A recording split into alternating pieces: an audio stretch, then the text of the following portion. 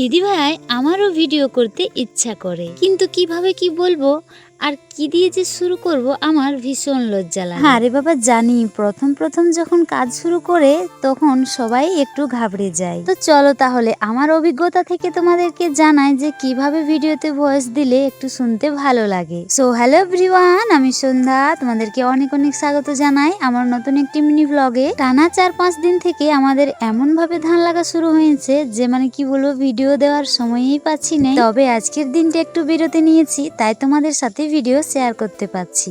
আর এই ভিডিওটা আমার বিপদ তারিণী পূজার দিনের, কিন্তু দেখো কবে পার হয়েছে সেই পূজা, আর আজকে আমি ভিডিওটা পোস্ট করছি। যাই হোক, এবারে মূল কাজের কথায় আসি। তাহলে দেখো, প্রথমেই বলি একদিনে কোনো জিনিসটাই ঠিক হয় না। তুমি যখন রেগুলার সেই কাজটা করতে যাবে তখন একদিনকে নিশ্চয়ই সেটা ঠিক হবে। আর একটা কথা, যে কোনো কাজ শুরু করার আগে তোমার মাইন্ডটাকে একদম স্থির করতে হবে। তুমি যদি নিজের মনের মধ্যেই এলোমেলো হয়ে থেকে যাও তাহলে কোনো জিনিসেই তুমি সঠিকভাবে করতে পারবে না।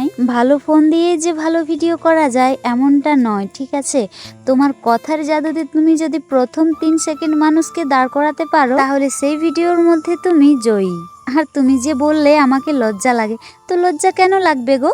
তুমি কি খারাপ কিছু বলছো যে তোমাকে লজ্জা লাগবে? এতে লজ্জা করার কোনো কারণ নাই। হ্যাঁ, ভিড়ের মাঝে না হয় তুমি ভয়েস দিতে পারবে না, তুমি ফাঁকা শান্ত জায়গায় গিয়ে বসে ভয়েসটা দিও, কেমন? আমি যখনই ভয়েস দিই কোনো গাছের নিচে বা খোলা জায়গায় ভয়েস দিই, জানো, তাহলে আমার মাথাটা অনেকটাই স্থির থাকে আর মনের মধ্যে অনেক রকমের চিন্তা ভাবনা আসে যে কি বললে আমার ভিডিওটা ভালো লাগবে আর শুনতেও তোমাদের একটু ভালো লাগবে। প্রথমে তোমরা তোমাদের ভিডিও ক্লিপগুলো ভালো করে এডিট করে নিবে, তারপর প্রত্যেকটা ভিডিও ভালো করে দেখে নিয়ে তুমি তোমার ভিডিও অনুযায়ী কথাটা বলবে। হ্যাঁ, তুমি যদি মনের মধ্যে নিজের ভাষা গড়ে তুলতে না পারো তাহলে তুমি খাতায় লিখেও রাখতে পারো। আচ্ছা বলো তো, এগুলো তো আমাদের দৈনন্দিন জীবনের কাজকর্ম, তাহলে এগুলো তোমরা বলতে কেন পারো না? অসুবিধা কোথায় হয় তোমাদের? আমি অনেককেই দেখেছি খাতায় লিখে রাখে, কিন্তু এগুলো লিখে রাখার কোনো প্রয়োজন নাই। আমার মনে হয় তোমরা একটা কথা চিরদিন মনে রেখো,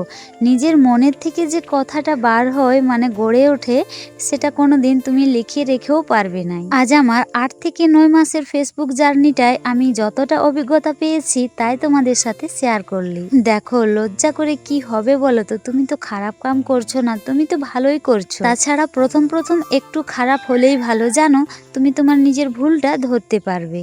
আর তাছাড়া যে মানুষ ভুল করে না সে মানুষ কোনোদিনও ঠিক করতে পারে নাই, জানো। তাই যে কোনো কাজ করার আগে ঠিক না করে আগে ভুলটাই করো, তবেই তুমি কাজটা সঠিকভাবে করতে পারবে। আমি কিন্তু আমার ভিডিওতে এইভাবেই ভয়েসটা দিই, আর সেই ভয়েসটা তোমরা অনেক পছন্দ করো। তোমরা অনেকেই বলো, দিদি তোমার গলার স্বরটা খুব মিষ্টি, তোমার কথাগুলো শুনতে অনেক ভালো লাগে গো। সত্যি তোমাদের এই এত পরিমাণে ভালোবাসা আমার কি যে ভালো লাগে, ছোট্ট একটা কমেন্টের সাহায্যে সেটা কি বলে বোঝানো যায়? আমার এই এতদিনের ফেসবুকের জার্নি যতটা অভিজ্ঞতা পেয়েছি তোমাদের সাথে সবটাই ভাগ করে দিলি। তোমরা আমার এই ভিডিও থেকে যতটা শিখতে পারো শিখে নাও। মা জগৎ জননীর কাছে তোমাদের সকলের জন্য প্রার্থনা করছি তোমরা অনেক বড় হও।